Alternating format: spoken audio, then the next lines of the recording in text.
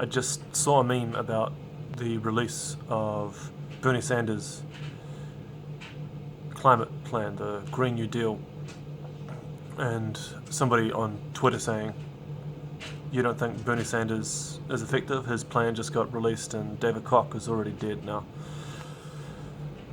The death of a person is nothing to celebrate, but you can look at it like the passing of David Koch allows us to construct a narrative and unconsciously allows people to think of things in a certain way. And also, you can see both the release of the plan of a major credible presidential contender for one of the two major parties in the United States, along with the death of David Koch, as symbolic or representative of the passing of an old era of climate denial. There's news reports that I've seen recently of even Republicans, at least in private, speaking differently about climate change. So it seems like the kind of thing where we can develop a consensus about it. And one of the greatest climate denialists is gone now, and they ceased being active after the 2016 election. Things are changing, and we don't know if they're changing in a positive direction. But when you think, how does change progress? Well, it progresses. It's progressive. If you look at things in the long term, the march of history has been, since 10,000 years ago, towards greater equality, freedom and openness for humanity, and also connectedness and unity. Different groups of people, nations, tribes, empires have become more united over time. And we've seen fractious dynamics and division in our time, but it's a chaotic period of change from one dynamic to another, so it's always going to be chaotic. The long march of history, it's inexorable. We just have to take into account the fact that most people are much more sensitive to negative information. Discouraging stimuli are always stronger in their salience than positive stimuli. If you lose $20, or if you find randomly $20 then you lose it, you feel worse than you did before, even though you're in the same situation. So our emotions are not an accurate reflection of reality, and the fact that we react more strongly to negative information, the fact that throughout history we've had prophets of doom saying that the sky is falling, the world is ending, it's all coming down. The popularity of zombie apocalypse movies, post-apocalyptic fiction, speculation, survivalism, these preppers, that culture, shows that there's these people who feel this disconnection from today's society and predicting that it's all coming down. There's a dark sense of satisfaction with it. It's like an exquisite pleasure for them, the idea of being out there alone, especially if it's a zombie kind of situation. You're independent, you're functioning by yourself, and you get to shoot human-shaped objects which are walking around but are technically not alive, so it's not murder. You get to morally kill other people effectively and be out there completely free. There's this lust for that kind of chaotic freedom, this identification with the lone character in that wilderness, even though of course you would be much more likely to be a zombie in that situation. Statistically, the vast majority of us will be zombies. It's like people who fantasize about Viking times when they don't realize that there wouldn't have been the Vikings at the time who were out there having those adventures with Chads. And if you're the kind of person who thinks like that and longs for that kind of thing, then you would have been a serf. It's not. So we're just more sensitive to negative stimuli. So that means that shows how we should weight the evidence. We should definitely discount that kind of stuff. People think also that other people are idiots and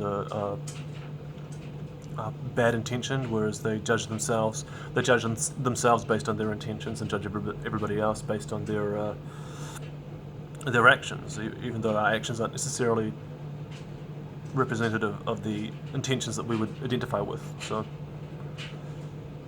vast majority of people think that every arsehole's out for himself, that there's no possibility for unity of purpose. You can't trust people. They got a generally negative outlook, but then if you look at the way that society functions, people drive on the correct side of the road for their jurisdiction. They don't just mindlessly drive like complete psychos and disregard the rules of society entirely. They don't just walk around stabbing each other in broad daylight all the time. There are places where it's kind of like that, but it's the exception.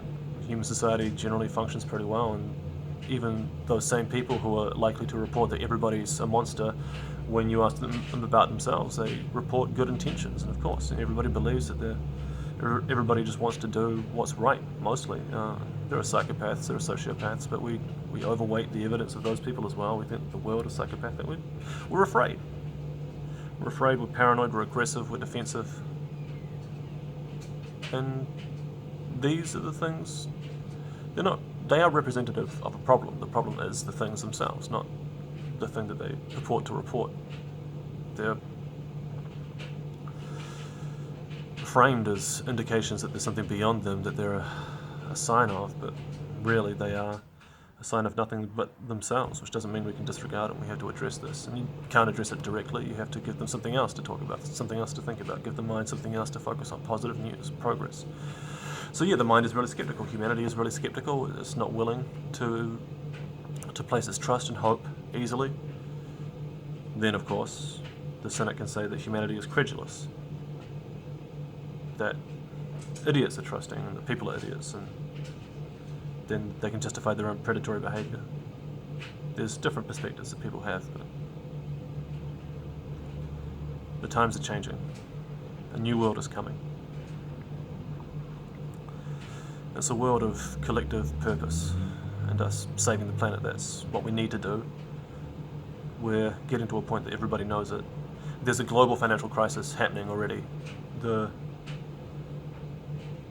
majority of economists consistently fail to predict recessions, but they predictably fail in a manner which we can analyse. The predictability of the failure and its timing means that when we get the kind of warnings that we're getting now about the possibility, the likelihood of a recession, once they start predicting it, it's too late. It's already happened. That's the beginning of it, is when they start predicting it. That's how long it takes them to get it. They lag 12 months behind when they say that there's a recession in the next 12 months. I've been saying this for weeks. I've been saying it for months, years, even that one's coming. Other people have been saying it as well. Steve Keen. 2020 has always seemed to me like a year of transition. The difference is that now we have these Hong Kong protests, and China is going to be affected by this recession. There's been a spike in private debt prior to every major recession, especially the Great Depression in the early 20th century, but also the 2008, 2007 financial crisis. Now, the private debt in China is massive, hard to really quantify because the government keeps bailing out itself, corporations that it owns. So they're obfuscating, but the reason why China can remain authoritarian, the reason why they have the sympathy and the mandate of heaven given to them by the Chinese people on the mainland and the PRC is because of the economic success. People, young people, students are saying things like, the time is not right now to protest or to push for democracy. The time now is right to get a foothold in the big cities because growth is happening, opportunity is there, and it's time to chase that, not try and fight the government. That opportunity has been for some time now an illusion, and the fact that they were saying that is also a sign that things are at their end. When people start to have widespread acknowledgement that times are good and expectations for the future are high, that's when there's a downturn happening.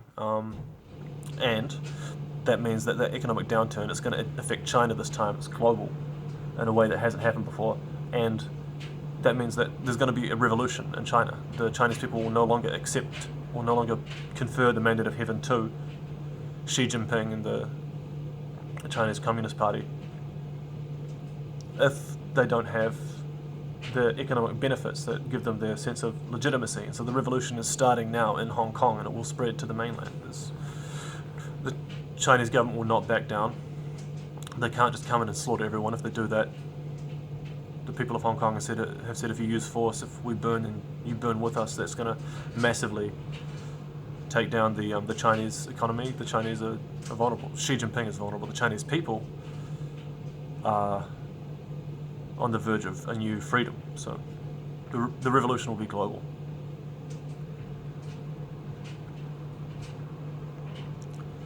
And the nature of it, the direction that it will head, is leaderless.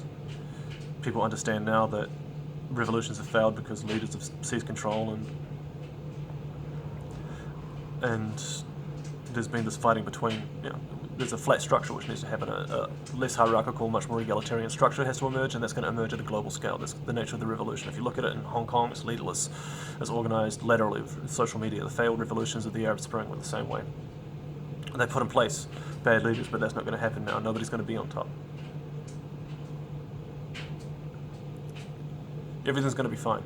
it's not just all going to be fine, it's going to be unbelievable.